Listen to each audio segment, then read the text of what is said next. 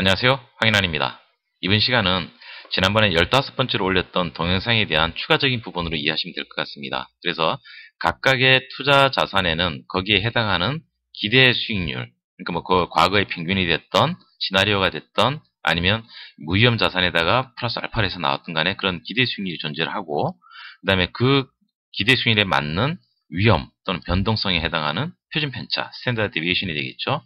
이 표준 편차를, 물론 표준 편차도 그 대상 데이터의 길이가 모집단 전체를 대상으로 했느냐 아니면 일부 구간을 했냐에 따라서 함수는 조금 바뀌겠지만 큰 영향을 주지는 않는다고 보는 부분이 있고요. 그 다음에 세 번째로는 여기 지금 한 개의 자산이 아니라 5개의 자산이기 때문에 요 각각들은 이렇게 쌍을 이루어서 거기에 해당하는 상관관계가 존재할 수가 있습니다.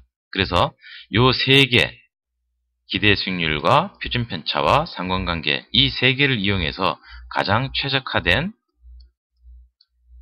민 베리언스, 평균 분산 최적화 옵티마이제이션을 하자. 그리고 거기서 통해서 MVP, 운동선수가 아니죠. 가장 최적화된 포트폴리오. 예를 들면 내가 12%를 원했을 때 12%에 원하는 가장 낮은 변동성을 추구할 때 이때에 해당하는 각각의 투자자의 투자 비중을 찾아보자. 이것이 오늘의 주제가 되겠습니다.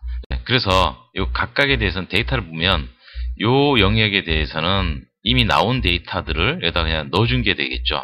그래서 이거는 이미 기존에 이루어진 거라고 가정을 하고, 두 번째는 고객이 만약 12%를 원했다. 그럼 여기 보면 sum product 해서 이렇게 지금 함수가 나오는데요.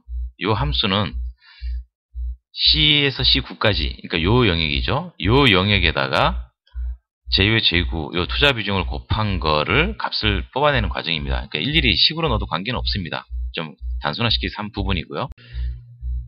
네, 여기서 보면 12%일 때, 어떤 기대하는 수익이 12%일 때 가장 변동성이 낮은 값이 얼마냐라고 묻는 부분인데요. 이 6.32라는 값은 12%는 아까 sumProduct라는 함수를 써서 이 비중이 반영돼서 나온 거지만, 여기에 대한 표준 편차에 대한 이 부분은 함수를 보면 이렇게 나와 있습니다. 스퀘어 루트를 씌우는데, 루트 값을 씌우는데 모든 위험의 합, 그러니까 이 5개의 자산에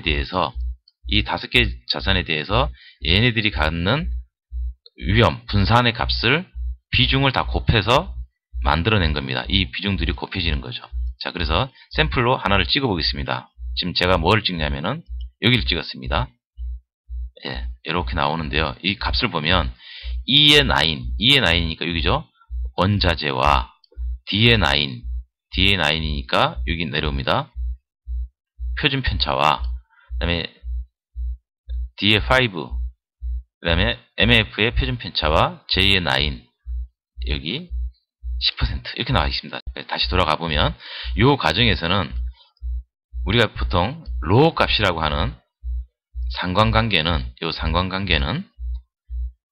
코베리언스, 자산 A와 B의 공분산 값을 자산 A의 표준 편차를 자산 B의 표준 편차와 곱한 다음에 나눠주는 겁니다. 그래서 여기 있는 식은 뭐냐면은 이 값은 이미 있죠. 상관관계가. 그러니까 요걸 이용하고 그 다음에 각각의 표준 편차를 곱해줍니다. 이쪽으로 넘어가니까요. 그래서 여기 나온 게 요거죠. 그리고 맨 마지막에는 여기에 자산에 대한 위험에 대해서 비중을 곱해주는 과정인 거죠. 그렇게 해서 나온 값입니다. 그래서 그 값이 지금 여기 이 16에 들어있는 요 값인 거죠.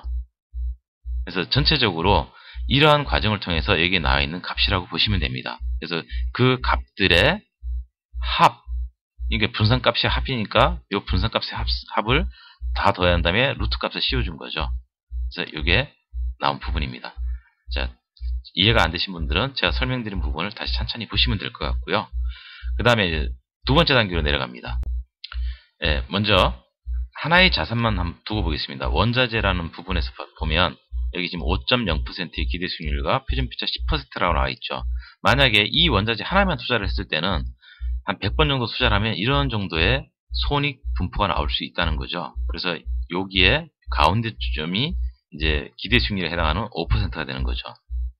그리고 여기서부터 여기까지가 100%죠. 100번 투자했을 때 나올 수 있는 영역인데 한 2.5회 정도는 이렇게 손해가 많이 나는 구간에 있고, 또 이쪽에 2.5회 정도는 이익이 많이 나는 구간이더라. 그럼 이 나머지 95번 정도는 이 안에 있는 거죠. 그래서 요 영역을 찾는 게 양측의 신뢰 구간입니다.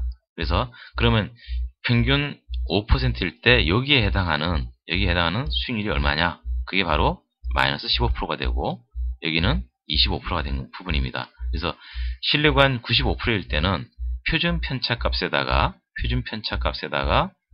1.96 정도로 곱한 거를 여기다가 더해주면 됩니다. 그래서 1.96 정도 곱한 걸 더해주면 여기가 나오고요. 1.96 곱해준 값을 여기서 빼면 여기가 나오는 거죠. 예, 그래서 여기 양측 신뢰 구간이 된 거고, 거기에 대한 함수를 보면 이렇게 식이 NORMIMV, 그리고 여기는 왼쪽 구간, 그 다음에 이건 평균, 여기는 표준 편차, 이렇게 지금 표현이 되고 있습니다.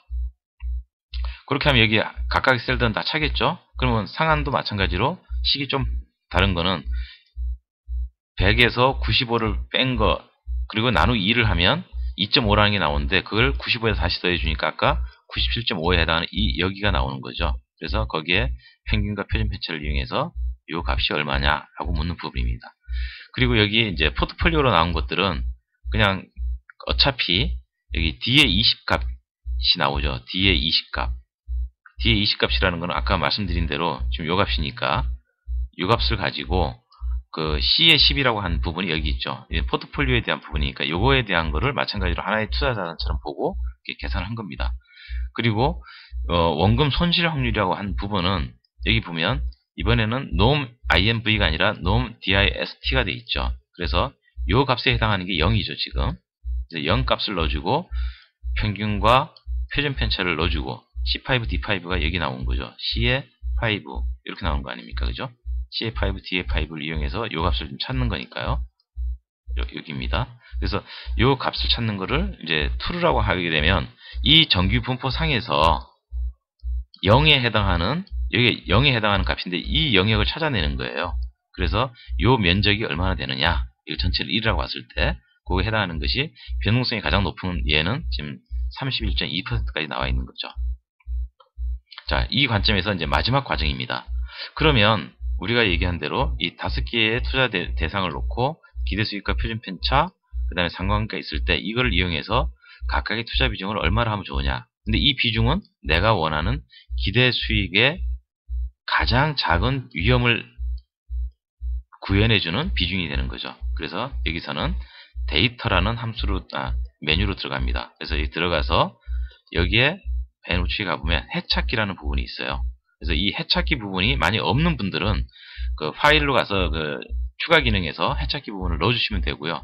또 하나 여기 다른 기능이긴 한데 데이터에서 가상 분석에 이 부분이 없으신 분들도 마찬가지로 추가 기능에서 그 솔버라든지 이런 기능들을 라이브러리를 더 추가를 해주시면 됩니다. 자, 그러면 지금 여기 12%라고 되어 있는 이 부분을 가지고 해찾기 기능이 어떻게 작동했는지를 보도록 하겠습니다. 데이터에 가서 해찾기를 눌렀더니 이제 이런 화면이 나왔습니다. 자, 어떻게 나오냐면 목표셀은 D10 이겁니다. 12%가 되는데 내가 찾는 값은 위험이 가장 작아지는 여기인데 요 셀이 어디냐면 요 비중을 조절해서 나왔으면 좋겠다 라고 하는 겁니다. 다시 한번 설명드립니다. 12%라는 기대 수익을 충족하는 가장 낮은 표준 편차가 나오는 요 셀을 지정을 해주고 이게 최소값이 나오게 하는 각각의 비중을 여기서 바꿔줘라. 그리고 여기에 내가 조건을 하나 주는데 지금 12%라 준 거는 요 값이라고 알려주고 각각의 자산들은 적어도 10% 이상씩은 투자하고 싶다라고 조건을 준 겁니다. 그래서 여기 실행이라는 버튼을 누르게 되면 여기에 바로 이 값들이 나오게 되는 거죠. 그래서 이 과정을 12%일 때 이렇게 했더니 요 수익들을 나와서 이걸 넣어준 거죠. 그때 가장 낮은 값이 요거였다는 거죠. 그러면 이거를 8%일 때, 10%일 때, 15%일 때 여러 번 반복을 하게 되면 그 과정을 통해서 여기 위험에 대한 부분이 나오게 되는 겁니다. 자, 그러면 이 수익과 위험이 각각 나온 거를 차트로 구현을 했더니 이렇게 나왔어요. 그래서 같은 수익이라고 하면 덜 위험한 거, 그 다음에 같은 위험이라고 하면 더 높은 수익 찾는 이 과정의 곡선, 이게 바로 에피션트 프론티어 커브입니다. 이렇게 나오고, 여기에 해당하는 각각의 투자 집단은 여기 어딘가 이렇게 5개가 존재하겠죠. 그래서 우리가 보통 포트폴리오를 꾸밀 때는 이 개수가 많아지거나 상관관계가 1에서 멀어질수록 포트폴리오 효과가 있다고 하는데, 그걸 이용하는 것이 바로 기대 수익률과 표준 편차와 상관관계를 이용해서 만들어낸 이 에피션트 프론티어 커버가 되겠습니다.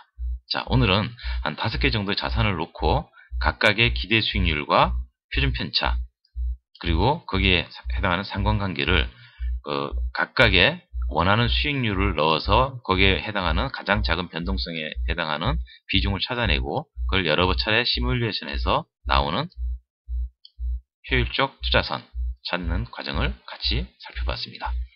예, 이러한 과정에서 가장 적합한 투자 비중을 찾는 과정이 바로 자산 배분 과정이다. 그걸 우리는 MVO, MVP 뭐 이런 식으로 표현하고 있다. 이렇게 말씀드릴 수 있겠습니다. 그 팀이 되었으면 좋겠습니다. 수고하셨습니다.